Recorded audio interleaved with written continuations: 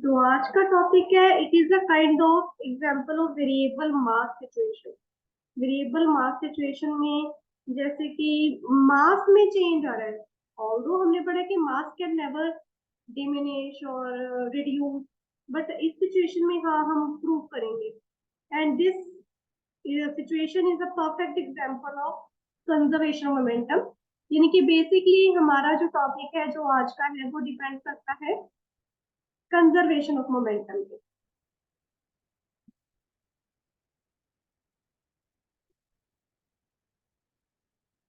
ठीक है। और टॉपिक हमारा है रॉकेट प्रपल्जन। रॉकेट प्रपल्जन मतलब कि एक रॉकेट है हमारे पास, उसके अंदर गैसेस होती हैं, राइट। और उनको हाई टेम्परेचर एंड प्रेशर पे क्या है, बर्न किया जाता है, कंबस्ट किया जाता है टू प्रोड्यूस एन एनर्जी, ताकि वो ऊपर की तरफ जा सकते हैं। ठीक है। तो वो गैसेस क्या है हमारे पास, वो फ्यूल है जिनकी कंबस्शन होती है at high temperature and pressure. जो ये गैसेस हैं ये एस्केप होती हैं along with that smoke and the whole जो फायर नीचे तक निकल रही होती है इतनी ज्यादा। वो जब एस्केप करती हैं वो इतनी ज्यादा कांस्टेंट वेलोसिटी से निकलती हैं थ्रू द नोजल कि एक बैकवर्ड मोमेंटम जो है ऊपर की तरफ लगना शुरू हो जाता है। देखिए ये मेरे पास क्या है, एक रॉकेट है। ठीक है। इसको यहाँ पर मैंने इस तरह से क्या है, खड़ा रखा है। जिसके अंदर ये नोजल से इतनी ज्यादा अमाउंट में गैसेस निकलने शुरू हो जाएंगे कि एक बैकवर्ड मोमेंटम लगना शुरू हो जाएगा। सेम जो हमने उस दिन एग्जांपल्स की थी, बोट पीछे की तरफ जाएगी जब आदमी आगे की तरफ कूदने की कोशिश करेगा, है ना। सेम चीज यहीं पे लग रही है। तो जो लार्ज बैकवर्ड मोमेंटम यानी कि ऊपर की तरफ मोमेंटम लग रहा है, इसे क्या है, देखिए ये तो नीचे की तरफ हो गया, इसको हम बैकवर्ड मोमेंटम कर देंगे, ऊपर की तरफ क्या फॉरवर्ड मोमेंटम कर देंगे। ठीक है। तो इक्वल एंड ऑपोजिट डायरेक्शन में मोमेंटम आ रहा है, ऊपर की तरफ जा रहा है।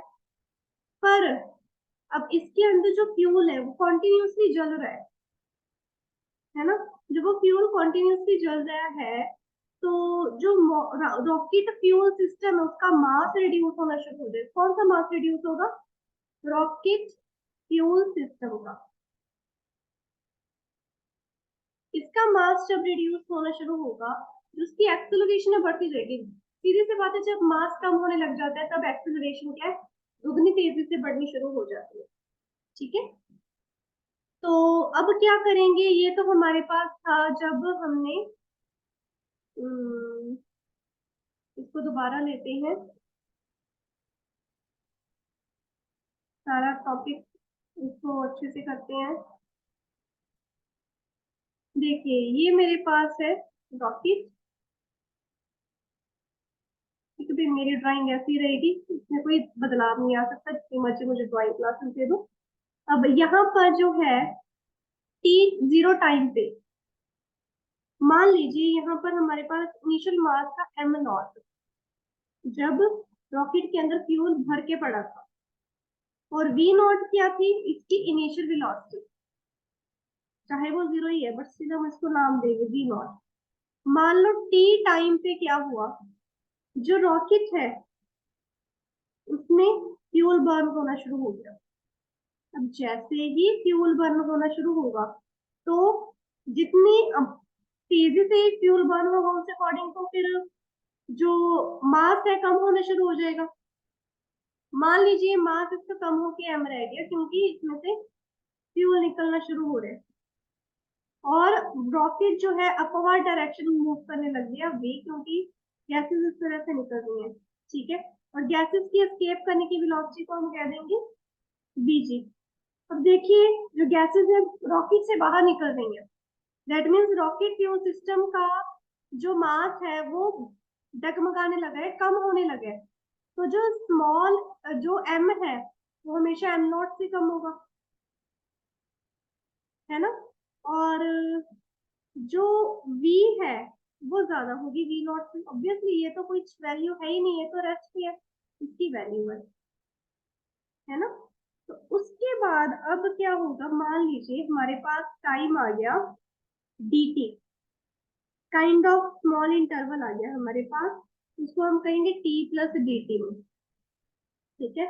उसमें क्या होगा, ये मेरे पास अगेन रॉकेट है, वही मेरा पहले वाला रॉकेट जिसमें से गैसेस निकल रही है। रॉकेट ऊपर की तरफ, काफी ऊपर की तरफ जा चुका है। जब काफी ऊपर की तरफ जा चुका है, इसका जो मास है हमारे पास आ रह जाएगा m-dm, क्योंकि in small change of time, small change of time हमारे पास रॉकेट का मास m-dm रह जाएगा। और जो वेलोसिटी है वो होगी v प्लस, क्योंकि वो बढ़ रही है, मास कम हो रहा है इसलिए माइनस आया, वेलोसिटी बढ़ती जा रही है तो प्लस dv आ जाएगा। मास से छोटा सा डिक्रीज आ गया, कम हो गया थोड़ा सा, लेकिन जो गैसेस की वेलोसिटी है बाहर निकलने की वो तो सेम ही है, उसमें कोई चेंज नहीं आया। तो अब कंजर्वेशन ऑफ लीनियर मोमेंटम नहीं, कंजर्वेशन ऑफ लीनियर मोमेंटम में हम इस सिचुएशन और इस सिचुएशन को कंसीडर करते हैं। ठीक है, इस सिचुएशन को कंसीडर करेंगे तो एम वी जो है मेरे पास m minus D M plus, sorry, into B plus D V, ठीक है, plus D M minus V G. अब ये क्यों लिया, बीजी को नेगेटिव क्यों लिया, सबसे पहले क्योंकि गैसेस जो डाउनवर्ड डायरेक्शन में स्थित हो रही है। ठीक है, जो डीएम है वो इस वेलोसिटी के निकलने के कारण छोटा सा चेंज आया डीएम का। ठीक है, तो इसके रिलेशन भी करना जरूरी है। ओके, तो अभी यहाँ पर अगर हम इसको अच्छे से खोलें तो मेरे पास क्या आ जाएगा, M V equals to M V plus M D V minus V D M minus V D V minus V G D M, है ना। अब डीएम और डीवी दोनों बहुत छोटी क्वांटिटीज है, जो उनकी प्रोडक्ट टर्म होगी डीएम डीवी की, ये वाली जो बाद में आनी थी यहाँ पर minus DM DV,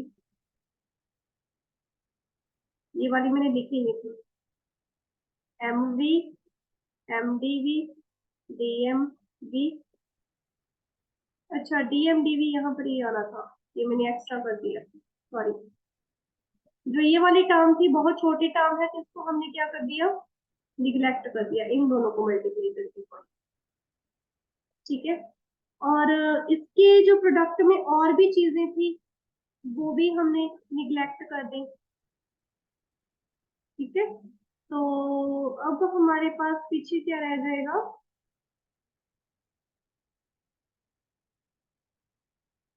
M V minus M V, ये तो इधर हो गया, M D V minus V D M minus V G D M, D M D M common निकाल दो, ये दोनों आपस में कैंसिल।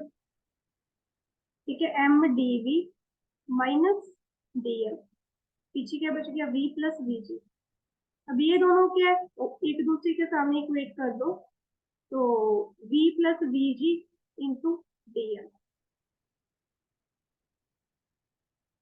ठीक है, अब क्या करेंगे, देखिए अगर मैं कहूँ एक रिलेटिव वेलोसिटी है मेरे पास u, वो है of burnt gases with respect to rocket, तो जो u मेरे पास अब आगे आएगा, इसको आगे कंटिन्यू करते हैं, एक रिलेटिव वेलोसिटी मिली u। ठीक है, वो क्या, velocity, velocity of burnt gases,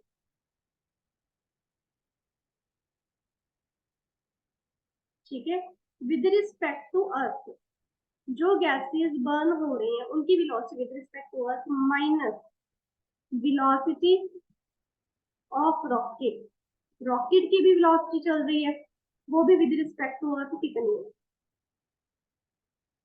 जो ऑब्वियसली गैसेस एस्केप हो रही है उनकी तो वीजी होगी।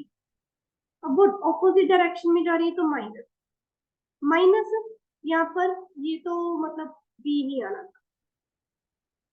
ठीक है, तो अगर मैं u equal to minus common निकालू, वी जी प्लस वी आ जाएगा, तो वी जी प्लस वी मेरे पास माइनस यू के इक्वल आ गया।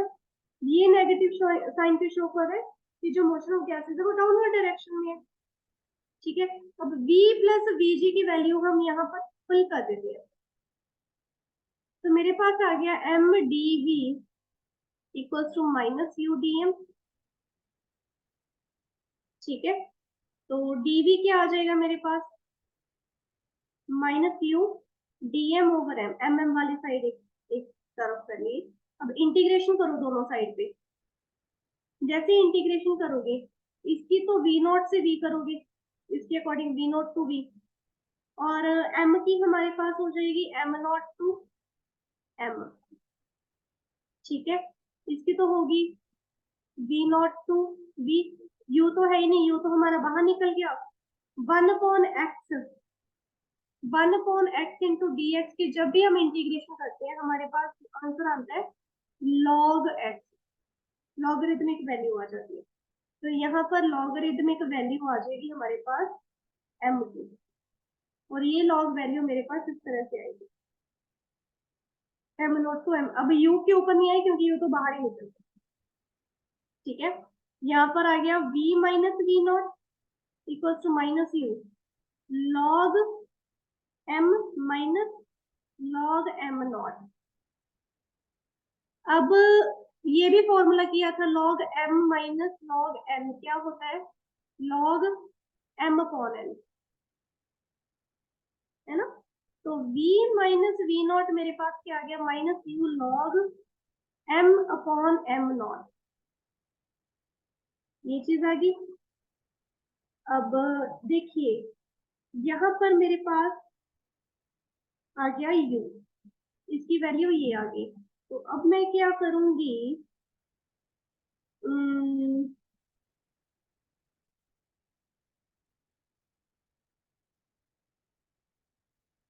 हाँ, इसको थोड़ा पॉजिटिव करने की कोशिश करते हैं। यहाँ पर मैं कर देती हूँ, ये फॉर्मूला से रेट करती हूँ। अब क्या करेंगे, ये वाला सारा समझाना है मुझे बाद में, फिक्र मत करो। ये हमारा फर्स्ट पेज चल रहा है, ये हमारा सेकंड पेज है, अभी हम थर्ड पेज पे आ गए। ठीक है, देखिए सेकंड पेज के एंड पे हमारे पास ये चीज हुई है, हमारे पास फॉर्मूला होता है अगर minus log M upon N हो तो क्या करते हैं हम, माइनस अंदर चला जाता है और लॉग क्या है एन अपॉन एम, यानी कि यहाँ पे रेसिप्रोकल हो जाता है। यहाँ पर मैंने यही कर दिया, रेसिप्रोकल कर दिया, log M not upon M कर दिया। यहाँ पे वी नॉट की वैल्यू इधर ले जो v is equal to V naught plus U log M not upon M. ये क्या बता रही है, velocity of rocket at any time t जब उसका मास m था। मान लीजिए हमारे पास जब t 0 था उस वक्त हमारे पास वो रेस्ट पे था तो वी नॉट भी 0 था। जब वी नॉट 0 थी तो यहाँ पे वी नॉट की वैल्यू किस तरह तो 0, v is equal to U log M not upon M, हमारे पास आंसर आ गया। तो in the absence of any external force, जो इंस्टेंटेनियस वेलोसिटी होती है रॉकेट की वो हमेशा किसके प्रोपोर्शनल होगी, to the exhaust speed of burned gases. ये यहाँ पर exhaust speed of sorry exhaust speed of burned gases यहाँ पर यू हो गया। एंड जो नेचुरल लॉगरिथमिक रेशियो आती है इनिशियल मास ऑफ रॉकेट की to the mass at that instant. ठीक है, अब बर्न्ड स्पीड हमने अगर रॉकेट की निकालनी है, कितने स्पीड में जो है गैसेस बर्न हो रही हैं, उसको burn out speed of rocket कहते हैं। तो वो सेम ही होती है, v की जगह पे बस v भी लग जाता है, which is equal to V naught plus U log M not upon M are.